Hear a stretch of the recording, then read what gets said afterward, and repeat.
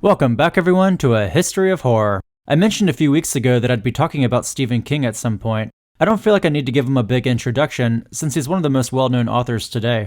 His stories are mostly about ordinary people facing bizarre situations with either a science fiction or horrific twist. In a way, he was kinda like the Norman Rockwell of the horror genre, bringing chills to Main Street USA.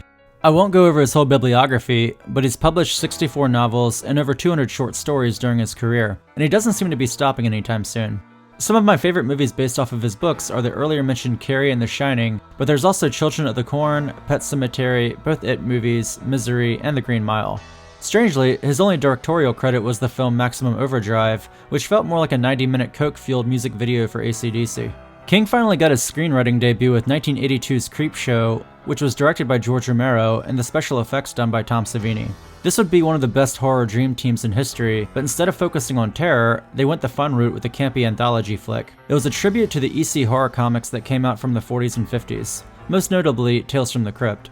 This kind of thing had already been done in the UK with the Tales from the Crypt movie, The Vault of Horror, and The House That Dripped Blood, but none of these came as close to honoring the comic book style like Creepshow. The tales in the anthology are bookended by a short story about a little boy played by Stephen King's son Joe. Joe's a huge fan of horror comics, and his father, played by Tom Atkins, is an asshole who disapproves of them. So Dad throws a comic in the garbage, and out of anger the kid summons the Creep. He looks like a cross between a cheap Halloween decoration and the Crypt Keeper. Still though, if I saw this guy show up outside my window, I wouldn't be smelling to myself like, yeah, we're gonna get him. I'd probably be crying under my covers in a puddle of piss. The individual stories don't connect in any way, and they're told through transitioning pages from the trashed comic book. I have to warn you that these are all short stories and the parts I want to discuss are going to contain major spoilers. If you haven't seen Creepshow, you might want to turn off this video and check it out. However, if you want to use this as a substitute for sitting through the 2-hour movie, more power to you. Here we go. The first story is called Father's Day, and it features a family of rich assholes who are awful to one another. The family sits around and waits for their Aunt Bedelia, who took a detour to stop by her father's grave with a bottle of Jim Beam. A backstory reveals that he killed her fiancé in a supposed hunting accident, but the straw that broke the camel's back was when he whined like a toddler about getting his Father's Day cake. Bedelia can't handle it anymore and straight up murders the shit out of him. So back to present day, Bedelia's old man decides it's finally time to come back as a zombie and act revenge on his whole family. Not for being murdered, but for the simple fact that it's been 40 years and he still doesn't have his f***ing cake. The story is basic, but it's a good setup for the rest of the film. The next story is The Lonesome Death of Jordy Verrill, which was based off a Stephen King short story titled Weeds. What makes this one stand out is that it's a one-man show starring Stephen King, who plays a backwoods redneck doofus. Jordy sees a meteorite crash on his property, and he wants to sell it to the Department of Meteors, but it's too hot to touch having just flown through the Earth's atmosphere. He tries to cool it off with water, but it causes the thing to break and release a strange goo. It turns out this isn't just any meteorite, but some kind of alien rock that aggressively spreads vegetation and turns his property into Snoop Dogg's backyard. Jordy, after coming into contact with the goo, starts seeing plants grow on his skin as well. It sways more to science fiction than horror, and because Jordy Verrill's a simpleton and not a bad guy, you kinda feel sorry for him. Something to Tide You Over picks up the pace and features pre-Cheers Ted Danson and comedy legend Leslie Nielsen in one of his most sinister roles. Leslie reveals that he knows that Ted and his wife Becky are having an affair and is rather pissed off about it. He threatens to hurt the girl if Ted doesn't go with them immediately to a secluded beach. What could go wrong?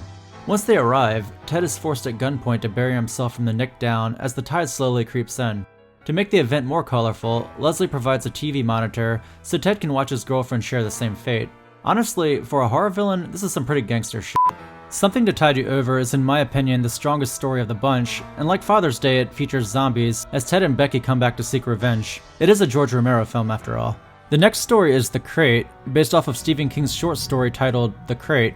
A college janitor finds a crate that holds a century-old bloodthirsty monster that stalks and kills a bunch of people at the college.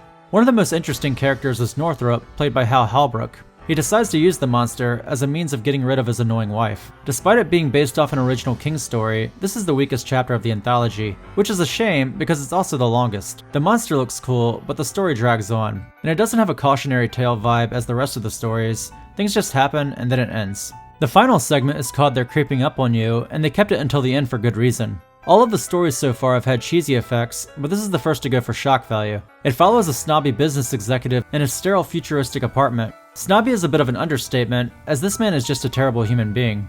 Whether or not it's intentional, you may have noticed in this movie that everyone with wealth tends to be a maniacal sociopath. He berates his employees, celebrates a competitor committing suicide, then mocks the widow over the phone. Then, for no apparent reason, his apartment starts getting infested with the plague of cockroaches that come out of every orifice. Granted, some of the roaches are nuts and raisins, many of them are real bugs, and they're absolutely disgusting. Despite George Romero and Stephen King working on a project of lower caliber, it was well received by critics and at the box office. I think people appreciated the fun nature of the movie, prompting a sequel a few years later. The Twilight Zone movie came out in 1983 with a revival of the series, followed shortly by the HBO show Tales from the Crypt. Later on, we'd also have the Are You Afraid of the Dark and Goosebump television shows, which were geared towards kids, and finally a rebooted Creepshow series on Shudder. These anthology films provide slices of life that are easy to digest, and I think there will always be a market for them, just as long as they're done well.